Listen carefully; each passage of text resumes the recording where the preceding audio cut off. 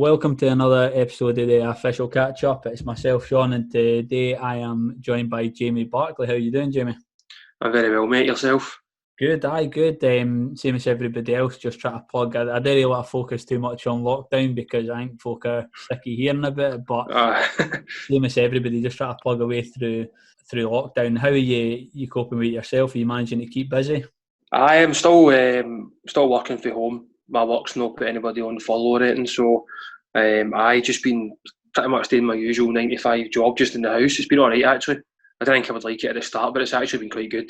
And then just try to keep myself ticking over by going out for runs at lunchtime and stuff like that. So it's been alright.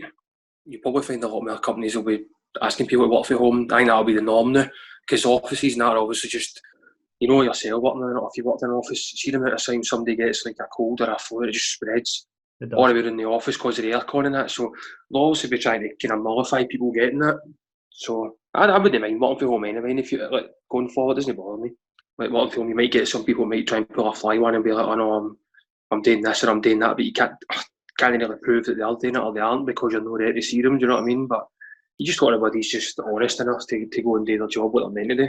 One of the big news stories, obviously, to come out of the Lowland League is you're going to be moving away from Shire, and we are going to get onto that, and we'll talk about that a wee bit towards the end. But I want to take a wee look at your career and to go right back to the beginning. So, from the research I've been able to do, I've seen that you spent some time with Falkirk Youth. The reason I actually got into Falkirk was I was at Celtic from about, must have been about 14 till I was about 16, coming up for 17 maybe. And one of the goalie coaches that took us in there was a guy called Jim Preston. Okay. And he was also, he took the Celtic youth goalies at night, but he also took Falkirk goalies during the day full time. So when it came to the year at Celtic where you were getting offered to either be full time or you would get released, Celtic said to me, listen, we've brought in, I think it was a boy from Ireland or something, and a boy from down south. You're not going to get much game time. I think it's probably best that you move on. So as soon as Celtic announced that, he said to me, listen, I would like to take you to Falkirk to go full time there and start your career there. You want to come in and train a couple of days a week. So I was still at school at this point, and my high school were brilliant. My mum and dad took a letter in and said, like, listen, Jamie's been asked to go in and train me like Falkirk a couple of days to see how it goes. So I'd done that for like a few months, and then Falkirk offered me a deal to go in and be in the under 19s. So that's how it started for there. And then I was obviously at Falkirk for, what was it, 5.5 years or something like that. Well, your time at Falkirk, was there any other guys that, any particular memories for players that you played alongside that have perhaps like kicked on a little bit since the Falkirk youth days? Well, obviously in my actual team at 19s, you had Scott Arfield was one of the players in that. So obviously he's went on in a fantastic career playing in the Premier League and obviously playing at Rangers now. And I was also really lucky to play alongside Chris Mitchell, who obviously tragically passed away a couple of years ago. And he was a fantastic guy and player as well. I used to actually share the room with him quite a lot at Scotland U21s, and he was just a great guy, man. Honestly, I couldn't believe when that happened to him. So that was just a couple of boys in like the actual 19s team that progressed. But obviously, Falkirk had a lot of fantastic goalkeepers on loan throughout the time in the first team. They obviously had Tim Krul and they had Kasper Schmeichel. So it was obviously the guys have had fantastic careers, man. And it was excellent to work alongside the guys and getting to know them as friends and stuff like that as well. How did you sort of get into goalkeeping? It's one that's always kind of intrigued me because the biggie's always scoring goals. What made you want to be the guy between the sticks? See, to be honest with you, a lot of people, I don't even know. It started when I was like 8 or 9 or something like that, and I was a big fan of Peter Schmeichel. I was a Man United fan growing up, and I used to just watch him, and I don't know, I just seemed to like always really preferred watching goalkeepers making saves than I did strikers scoring goals, and I thought, wow, I quite enjoy that. I'm going to try and just maybe, and ever since I went in the first time, I was just like, that's just good, man. Just to love just making saves and stuff like that. So I just stayed like that. Absolutely, and you can tell you had a love for making those saves, because I think when you like something or you've got a passion for something, you always do a bit better, and you've been one of the best in the Lowland League over the last few seasons. So cheers, mate. You can definitely see that there. You made a step up. That was with East Stirlingshire back in 2008. Yep. Spent a bit of time under Jim McInally, and I think that's right. Yeah. You had a few successful seasons with your first stint at Shire. I think you were kicking on to the playoff spots for those couple of years. It was twice actually. We were so unlucky. The first time I think I went in the September, and I think East Stirling were kind of struggling. I think they were maybe like second bottom or something. And obviously, notoriously, East Stirling had been a team that kind of finished bottom in the league for a lot of times, and I think they were getting a bit of bother with the SFA if they finished last a couple more times, they were going to get like the licence taken off them or something like that. So obviously, when I got asked, when John Hughes said to me, "Listen, I think it would be good for you to go on loan and play," I was like, "Aye, that's fine. I'll go and do that." And then I think the first two games, one of them, the first game I actually played was Derby against Stenhousemuir, which I didn't know enough a lot about, but obviously the crowd was fantastic. I was only like 17, 18 or something, like a young boy, and I actually done really well, to be fair, for my first game. And then we played Montrose the next week, so we lost that game. I think it was 1-0 or something like 2-1. Then we get beat off Montrose 3-0, and I was like, "Oh Jesus, man, this is going to be tough." But see, after that, we never lost another game. We went 11 games unbeaten. I think we broke the club's record for consecutive wins or draws, and we ended up going for second bottom to joint second top or something like that in the space of 3 months. And then sadly, my loan was only till December. Falkirk reluctantly wouldn't let me go back to start with. I had to sit, or don't get me wrong, it was a great experience. I sat on the bench at Ibrox, right, front of a full house, and then I sat on the bench against somebody else because the guy that was on loan for Falkirk went back. And then East Stirling were constantly trying to get me to go back. I wanted to go back, but it just never seemed to materialise because Falkirk wouldn't let me go. And eventually East Stirling had to go and sign somebody, so they did. They signed a guy, I think it was Mark Peat, and then it ended up, I'm sure they made it into the playoffs that year, but they get beat off Cowdenbeath, I'm sure it was. And I ended up going on to Berwick for the remainder of that season. And I really enjoyed it there as well. That was a good club as well. I liked it there. And then the next season, went back on East Stirling. This time it was for the full year. The East Stirling made that. That was obviously rather than me going half and half, I just went the full year, so it was easier for them and me. And that was the season Livingston came down. Right. So I don't know if you remember, first game of the season, East Stirling was supposed to play Livingston at Oakview, and Livingston refused to turn up because there were ongoing disputes with their pay and stuff like that with the club. But that was when they were in a bit of trouble, and nothing ever got done about that. They never got points deducted. They never got a fine. East Stirling were out of pocket for it. So it was basically between us and them the full season to see who was going to win the league. We actually ran toe-to-toe with Livingston until maybe about February, March time, then they kicked on. And we still made the playoffs, but we get beat off Forfar. The last minute goal up there put us out. So it was great 2 years in a row to have the chance to like playing really, decent teams that we were actually hammering teams in League Two at that point. We were beating them like 4 and 5-0 or like Elgins and stuff like that. So that was brilliant, to be fair. I really enjoyed it. Done really well for me as well. I would say that definitely got me the chance to get called up for Scotland U21s, because obviously the different, not just for me, obviously we had good players, but it kind of made good timing for me the time that I went to East Stirling, they kicked on. Do you know what I mean? That I was there, so it made it look better for me as well, even though it wasn't just down to me. And that played a big part in me getting called up for Scotland U21s as well. It was a good couple of years for Shire in between a few really tough years. I think both sides, your stint at Shire, I think they struggled a little bit. And how was that experience playing for the Scotland under-21s? I loved every minute. There was some boys that hated going away for like their normal day-to-day kind of lifestyle. I'm talking boys that are playing like the Premiership and stuff like that. Like there was a couple of boys that played in Burnley and that. They didn't really like getting away too much, but I loved it, man. I thought it was great. I was involved in every single squad for the full 2-year campaign, but I was always like the third choice, so I was never actually on the bench for any of the games in the actual campaign. But fair play to Billy Stark and Jim Layton, because they seen how committed I was. They organised an international game against Northern Ireland, especially for myself, to get a cap because I'd been so loyal to them. So I ended up getting my cap against Northern Ireland, and we won 3-1. So that was a great honour, man, because a lot of boys will play football, a lot of boys will play like Lowland League football or League 2 or League 1, but it's not many boys can say they've played for Scotland U21s, do you know what I mean? It's probably one of the biggest achievements in my career, to be honest. Yeah, I remember, obviously we spoke probably about a year ago, we came along to Falkirk Stadium and we had a chat, and I remember you saying that was probably one of your if not your biggest achievement, to date in playing football. And I remember you saying that.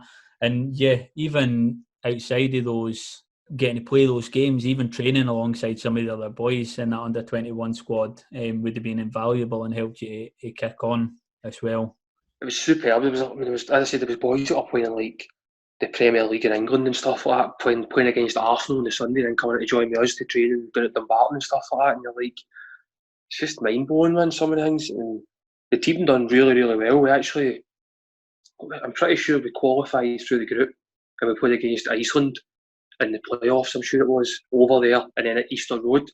And if it basically see the boy Gylfi Sigurdsson that played, I think he plays with Everton now, played with Spurs.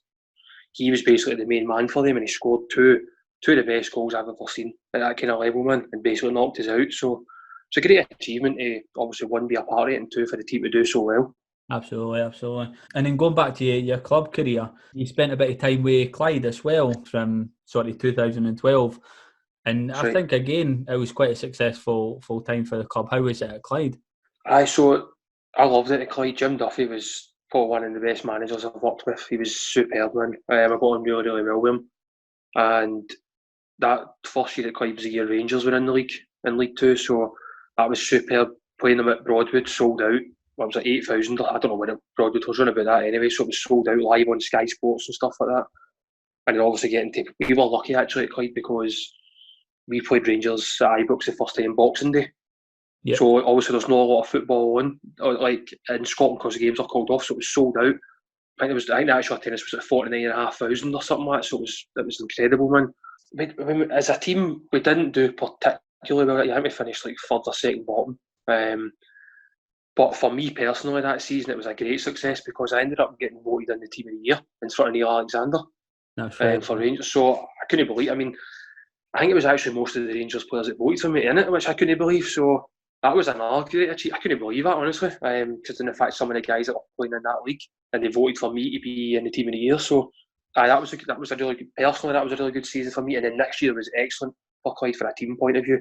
Yeah, for a team that had been linking about League Two, second bottom, third bottoms, even bottoms, to then finish. I think we were joint top for most of the season, and then I actually got a really bad injury that year. I had an avulsion fracture in my ankle. I snapped a ligament off the bone, and I was out for about 4 months. And as soon as I was back fit again, I was straight back in the team, and we ended up making it into the playoffs. And we played East Fife, beat them 1-0 at home, and then get beaten penalties. You might remember that I actually beat us in penalties at Methil, it's called. And that was such a sore one because over the course of 2 legs we should have beat them, and I'd have fancied us to beat Stirling Albion in the final because we beat them all season. So it'd been a great opportunity, and we just couldn't get that last penalty. Young boy it was that took it and put it by the post. It was heartbreaking, man, honestly. No, I can imagine. And yeah, that second year with Clyde, where you were put it by East Fife, it was a jump up for the team. And how was it playing under Jim Duffy? You said that he was one of the top managers you played under. Brilliant. His man management was really good. He just knew how to, like, some boys he knew he could have a go at, and some boys he knew he had to be easy on. He could put an arm in them and try and encourage them and stuff like that. And I just knew where I stood with him. Do you know what I mean? I just knew I was always, but even if I didn't particularly if I did run maybe like 1 or 2 bad games, I might have I knew I was still going to play and stuff. I just had such a good relationship with him. Do you know what I mean? He was brilliant. Then you made your way back over towards close to Shire, but not quite there. They were ground sharing at the time with Steny. You spent a little bit of time at Steny before you returned to Shire. Is that right? Yeah, that's right. My last year at Clyde when I was with Barry Ferguson, it was as much as I thought it would have. So I moved on that summer, and then I signed with Stenhousemuir. That was obviously kind of like a jump up for me because I'd been used to playing in League Two, so that was my first kind of time playing in League One. Started off really well. I mean, I think up until about maybe December time, the team were sitting like joint third or something like that, only behind Dunfermline and Ayr United. So we were doing all right, and then I get sent off against Forfar. It wasn't even my fault. I had a boy's short pass back come out from the striker, didn't get sent off, and then I never get put back in the team because the team won. So I had to wait a couple of weeks, then I get put back in against the Scottish Cup against East Kilbride, which we actually got put out of. But I tore my thigh, it was the only game it was on the full weekend. I'll never forget it, and it was absolutely blowing a gale. The game should never have been on. So I was kicking goal kicks into the wind, and I was trying to put a bit more on it, and I ended up tearing my thigh. So I was out for weeks with that. Could not shake it off. Thought I maybe had a hernia, and I just lost my way after that. I just couldn't get back into the team, and in the end, obviously, I didn't do enough to get kept on it. Staying, I knew that, so I got released for there, and then I just kind of waited about a few months. Signed with Dumbarton, just in a kind of short-term deal, just to help. I knew the manager quite well, Steve Aitken, to help them out, and then obviously ended up back at the Shire again. Yeah, and that stint at Shire, that was originally something you were only signed, I think, for a few months. It was a short-term gig, but turned into 4 years. No, I couldn't believe it. I obviously knew the manager, John Sludden, because I played with Paul at Falkirk, and I knew his dad from being at Celtic as well. So I just obviously left Dumbarton after the goalie came back fit, and he phoned me and said, "Do you fancy coming and playing for a few games?" I was like, "Aye, do you know what? I'm desperate to play. I want to come in. I'll sign till December." And I was always signing there to try and get my name out there again, so people could see I hadn't chucked it. I was still wanting to be involved in it. But I enjoyed it that much, and I got on. I mean, some of the boys I'm really, really close with now. A lot of the boys that were there, so I just stayed on. And then, as you said, 4 months turned into 4 years. Obviously, you were there at the start. Shire, they'd made the drop, first team to drop out of the 42 teams in the SPFL. How was it at the beginning at Shire for that? I thought it was actually really strange because obviously I'd only known the Shire, I'd been playing with them in League Two. So the one thing I'll say about it was that even though they did come down, they still kept it like a League Two club. They always have done. That's one thing I would always say about them. They kept it really professional. I can imagine some teams coming down and just kind of down in tools, maybe like no keeping up the standards that they once had, but they never done that. Or the 4 years I've been there, it's always been got better and better as the years went on. Actually, but some of the boys were there. Connor Green, for example, he was there when they were in League Two, and he still stayed to stay in the Lowland League, and he said it was horrible that last game of the season, just when they got relegated, especially being the first team. I think now it would be bad for any team to get relegated, but teams, it's going to happen with the way the standard is in the Lowland League. Teams come up, it is going to happen eventually again. But to be the first team to go down is always probably a bit worse, to be honest. Yeah, it was, and to be honest, it was a bit of a tough time for Shire, and they've found their place in the Lowlands League. They're certainly not a side that over the last few seasons have just sat back and said this is the league we're going to play in. No. Year in, year out, been pushing for promotion back into League Two, and is that the feeling you get within the club? Aye, that was especially in fact every year they've always, that's what I'm saying, they've always made the point of their ambition is, let's see if we can win the league and go back up. Obviously last year they made a real push for it with obviously the budget and stuff like that, and we were a wee bit unlucky. Obviously the season never finished, but Kelty or Bonnig were going to win it anyway. We were too far off them by that point. But every year they always tried to improve, always tried to bring in good players for other teams, because I felt that was quite key. Being in a Lowland League, sometimes it's not just a case of bringing guys down that have played in League One or League Two that maybe just wanting to end their career, so to speak, and playing at a level that they feel comfortable in. You want to try and bring in guys that are still hungry as well, guys that can play the Lowland League. And I felt we've done that over the last couple of years. Like this season, for example, bringing in Jamie Dishington. I think Dish is one of the best players I've played against or been involved in. I think he's superb, honestly. A young boy that's got a lot left, and he's a long time left in his career. And I thought that he was somebody that I was so glad that he signed this year. Yeah, absolutely. And obviously they bring in Reece Peggy and Tappy, all young boys and stuff like that. And Martin Orr, who came in for the juniors, was another fantastic guy, great player. We just done. I thought he'd done it. I actually thought he'd done it right this year. Some of the boys they signed were a lot of young players that want to go places and stuff like that as well. Yeah, absolutely. And you could see there was a wee bit extra from Shire as far as making that boost this season. And I think you're right. Yeah, it was a bit unfortunate that Kelty and Bonnyrigg were just a kind of step ahead, I suppose. This season. They were. No matter who you speak to, I would always say that. Looking at it's not so much the games against Kelty and Bonnyrigg that decide the league; it's the games against the other teams. Unfortunately, this year we just didn't. We dropped too many points against Caledonia Braves, Stirling University. There was somebody else, can't remember who it was. We just dropped silly points against these kind of teams that Kelty and Bonnyrigg weren't doing. because I felt as if the twice we played Kelty, there was not much in it. We were the better team in both the games. We just couldn't seem, especially the one at Kelty, we probably beat them about 4-2 actually. We had 2 great chances in the last couple of minutes. Boys just lost a bit of composure and never scored, but there was nothing between us. It was just the other teams we just couldn't seem to properly get a grip at times, especially at home.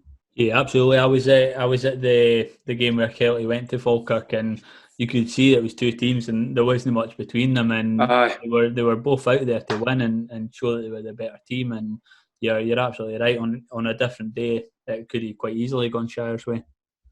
And I suppose another big point, for a personal standpoint for you last season, you had the club captaincy, which is obviously, correct. That's right. That must have been a massive honour for you, especially the time you put in with Shire. It was. I said that actually when they announced I was going to leave, and I put a wee bit on Facebook just to thank them. That was probably the biggest achievement, the biggest highlight of being at the Shire was getting made captain, because, like you said, I'd been there for so long. I was kind of like a kind of experienced head in a dressing room at that point, and then obviously Danny Ash was a great captain as well. And when he announced he was going to Kelty, they gave it to me, so I was probably at for about a year and a half or something, and to lead the team out for its first cup final. And like, obviously we could beat 2-1, but that was another game, that another day. If we took our chance at the end, we'd probably beat them in extra time.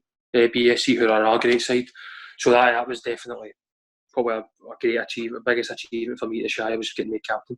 It was well deserved. You could see when you were given the captaincy, when, like you say, Danny Ash moved on, you could see how much the supporters and the team rallied around you, that it was definitely the right decision for those guys to make. I suppose the big question now is, what's next for you now that you've decided to take away? Are you sticking with football, or are you taking a break?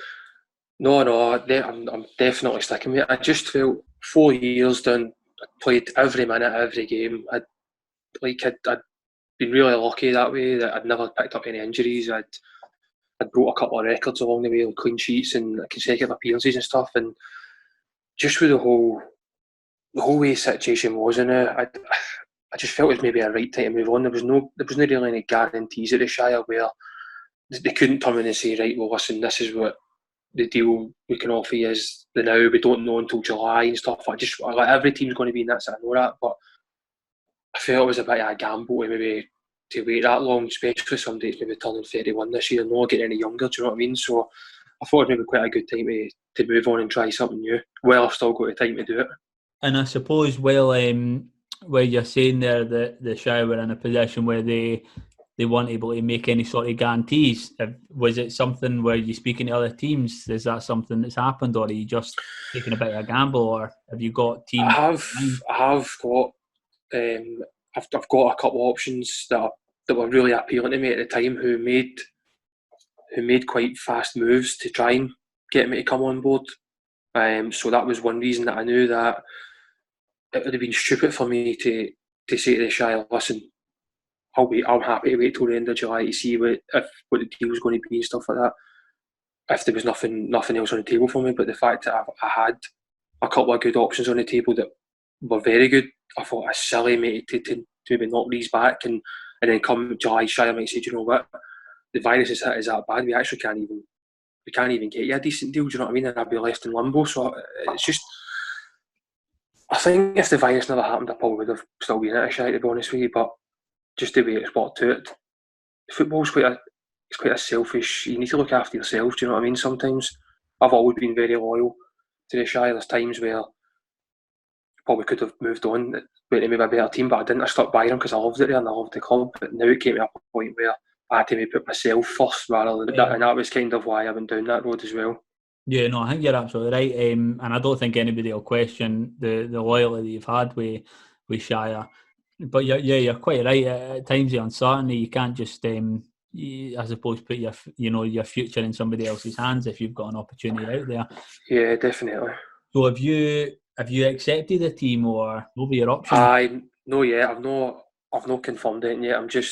I was waiting to see what would happen over this weekend, because I sometimes feel maybe over the last couple of years teams might have just thought, well, he's just going to stay at the Shire, he's not really interested in moving on. So now perhaps that it's been announced that I've left, people maybe would be interested in speaking to me before, might have went, alright, well, I'll maybe give him a wee phone now and see what's happening. But so I've not really rushed it. I've just kept the stuff that I'm quite keen on in the back burner now, and let them know that we're still keen, but I'm maybe not rushing it anything right now. I'll see what happens over the next, like I'll probably make a decision maybe in the next week or so, I would think, because I don't want to leave it too long. Yeah, well, I hope you get the deal with the club that's right for you and that you deserve. But on the other hand, I hope that we still get to see you in and around sort of non-league, or if we need to maybe have a wee peek up to League Two now and then. Aye, no, definitely. Just I'm always feel when a wee catch up and that. Just I'm always just good if you message me. I'll always be here anyway. And I appreciate all your stuff over the years as well, mate. It's been great show and stuff like that as well.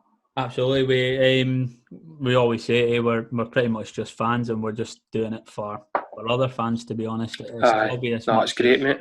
It's a thing for us. To echo what I put on my social media, I'd just like to thank everybody at the club, all the fans, all the players I've met, all the friends and stuff like that. I've always said this: the Shire supporter is one of the most loyal support you'll ever come across.